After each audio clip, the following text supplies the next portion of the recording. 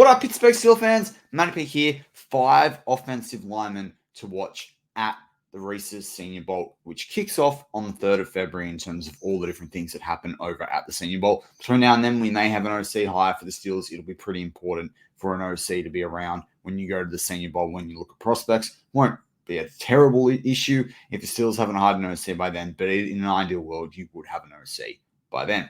All right, so 5 offensive linemen at the Senior Bowl. So the Senior Bowl's got a massive list of offensive linemen going, not as exhaustive as the amount of players going at the defensive back position, which we did a video on about a week ago on 5 DBs to watch there. But I think it's interesting in terms of where the Steelers are situated right now. Most people would agree that this offseason, the Steelers are going to need a center. They're going to have to find that guy in the draft probably to replace Mason Cole and certainly get younger at the position.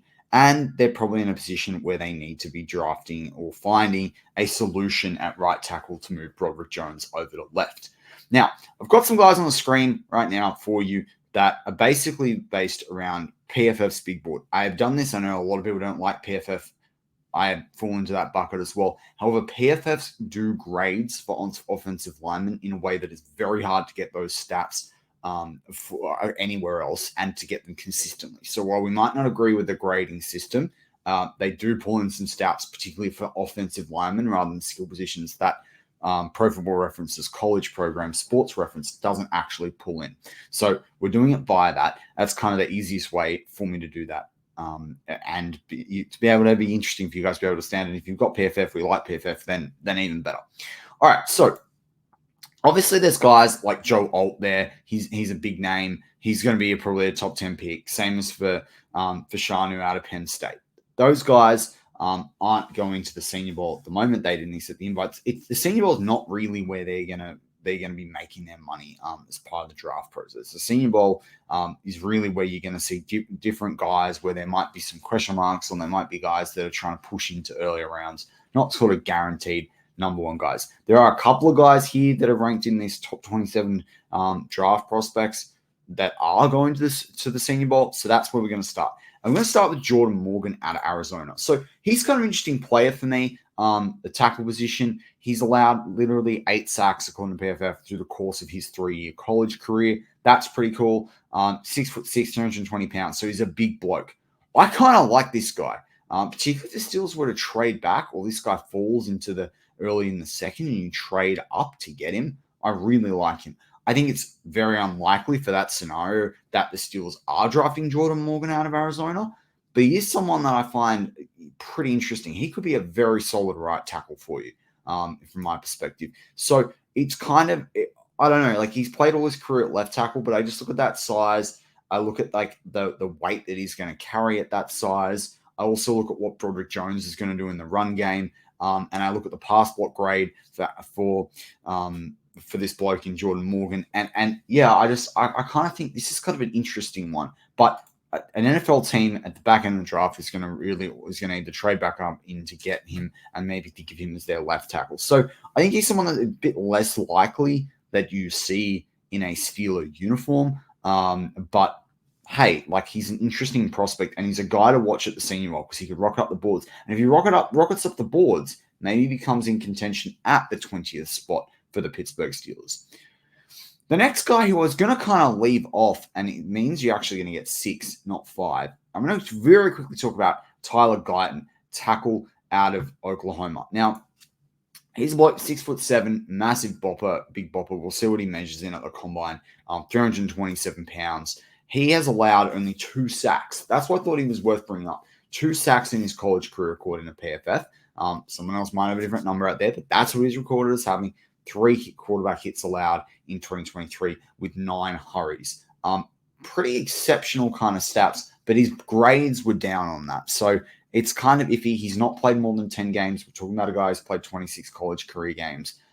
Remember, Broderick Jones came in, I think he was 24 or 25, and that was with Georgia. So I don't know. I don't fully love it there, but he's a guy right now that you kind of see anywhere. He's mocked. So right now they've got him here at 49. He could be anywhere early 2, depending on how he performs through the draft process, and particularly at the Senior Bowl, and go into the back of the 3rd. So he's a really interesting guy to watch as the process continues. and see how a guy like this goes at the board. Because if he falls for whatever reason, that testing process, and the tape is good, I will admit I've not sat there and watched a lot of his tape, then perhaps he becomes someone the Steelers do look at in a third round. So that's why he's a name to watch for me, because I feel like this guy could go well up and down boards as the draft process goes on, particularly starting at the Senior Bowl. Next guy I had on my list is a guy that I've been talking a little bit about with Shannon White on and off air recently, but more off air, is Jackson Powers-Johnson out of Oregon. Now, he's a center prospect, really high grades, average 84.3 in 2023, 84.1 in 2022, run block grade 85.2 in 2023, pass block of 90.6, has not allowed a single sack against his name in college. And he's played like 32 games. So he's played more than some of the other offensive linemen, 20% more games that we've looked at so far on the show.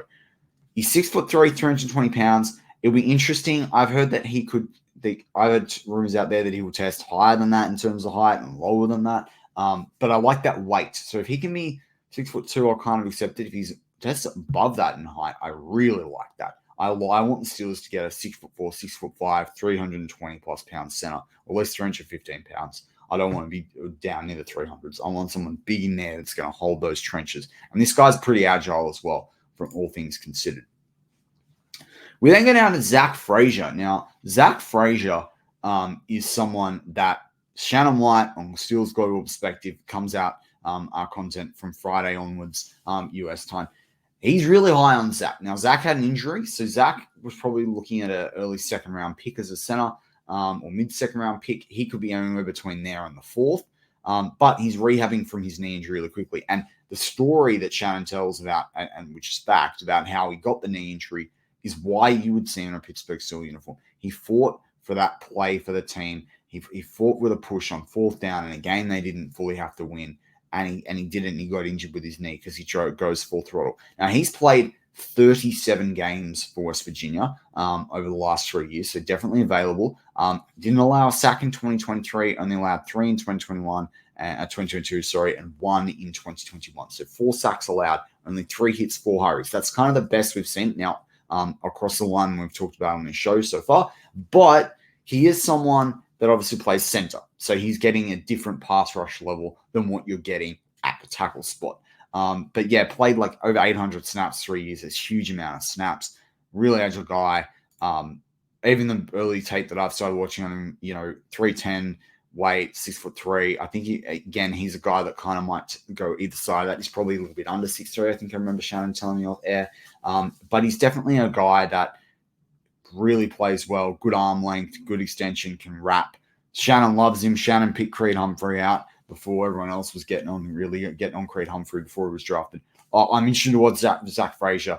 Now, obviously, he's kind of rehabbing from that knee injury. So when I say watch Zack Frasier, it's less likely. In fact, I don't think he's participating, from what I've heard, in any of the actual on-field activities, but how he participates in the interviews, what he's saying at the Senior Bowl, what he's getting involved with, those sorts of things, that's going to be really interesting.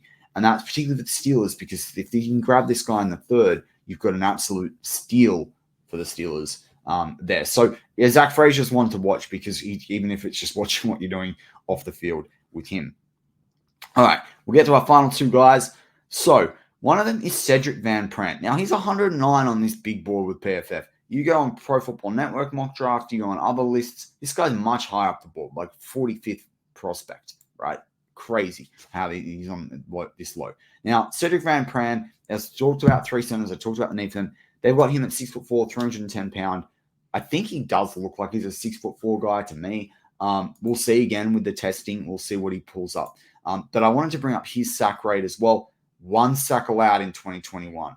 1 sack allowed. Now, he has played more than everyone, obviously, because of Georgia and how far they've gone, in different playoffs and stuff. But he's literally played 44 games.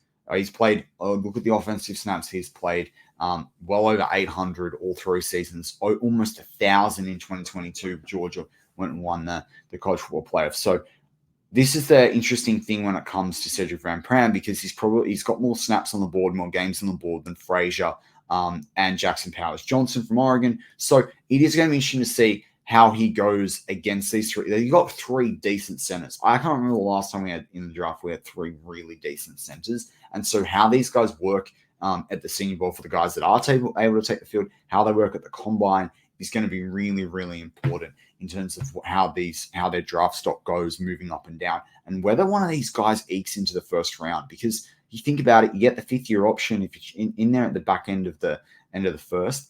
Is it worth it just to get that 5th-year option, considering how good centers are few and far between? All right, so that's Cedric VanPeters. Then I'm going to give you a name that I really don't think I was kind of going to give you. I was going to go into Dominic Pooney. I'm interested to watch him. I will just say that continue the list up to 7. I'm not going to go into him. I'm going to a guy that I really like, not just because I support the Texas Longhorns in college. This guy called Christian Jones. And Christian Jones, now I should have said this before we got into it. Christian Jones is 252 on this list in terms of overall big board and prospects. He makes their top 100 prospects on PFF, but he's 252 on the board, right? Big starter out of Texas, right? He is 6'6", 321 pounds. Now, he definitely plays like he's 6'6". Big bloke, right? Big bloke. In fact, I wouldn't be surprised if he shocked and he was taller than that, at 6'6" flat. Now, he's played 38 games overall, over 800 snaps 2022, 2023, over 900 snaps in 2023. Has only allowed 8 sacks at tackle. Now, only one in 2023, 3 in 2022, 4 in 2021. He has a decently high pass block grade and decently high run block grade. I've watched him on this line. He always stands out on tape when the Longhorns make a play.